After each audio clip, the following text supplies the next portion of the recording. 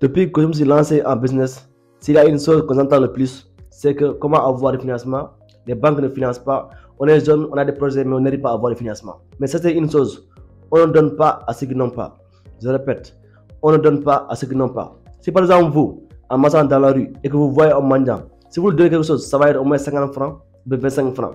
Mais jamais vous lui donnez 1000 francs ou 10 000 francs. Pourquoi? Parce qu'il n'a rien à vous donner. Parce que vous êtes sûr et certain que le mendiant en question n'a rien à vous donner. Donc, c'est pour cela que vous donnez 50 francs ou bien 100 francs maximum. Donc, c'est la même chose aussi en business, c'est la même chose en affaires. Donc, si vous voulez quand même avoir des financements d'un banquier, il faut mettre quelque chose sur la table. Parce qu'un banquier, c'est un entrepreneur.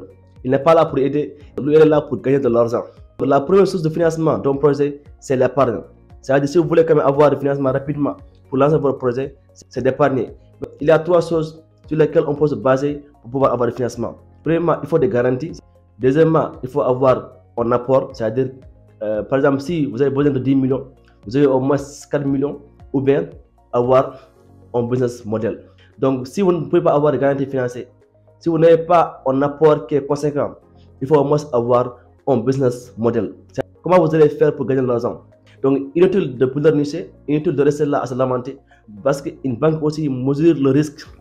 Donc, si par exemple une personne qui a 25 ans, qui a 30 ans, qui n'a jamais gagné un seul million, donc c'est un risque de lui donner 20 millions, 25 millions, 30 millions, parce qu'il peut ne pas pouvoir gérer ça.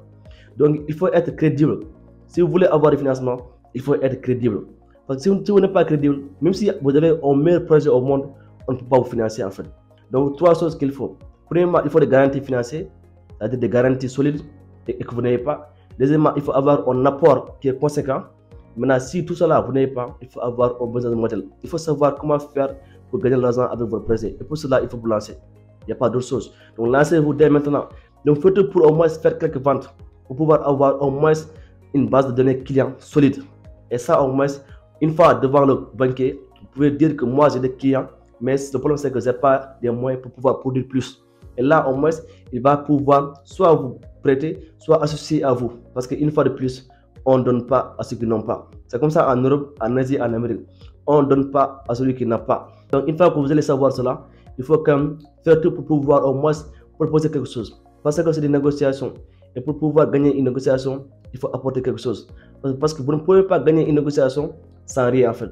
Faites tout pour avoir un business model solide, pour pouvoir quand même mettre cela sur la table, pour pouvoir convaincre la personne, le banquier, à financer. Sinon, vous restez là-bas à dire j'ai des projets mais j'ai pas de financement et rien ne va changer. C'est ainsi et c'est comme ça. Merci à tous, c'est Dairo.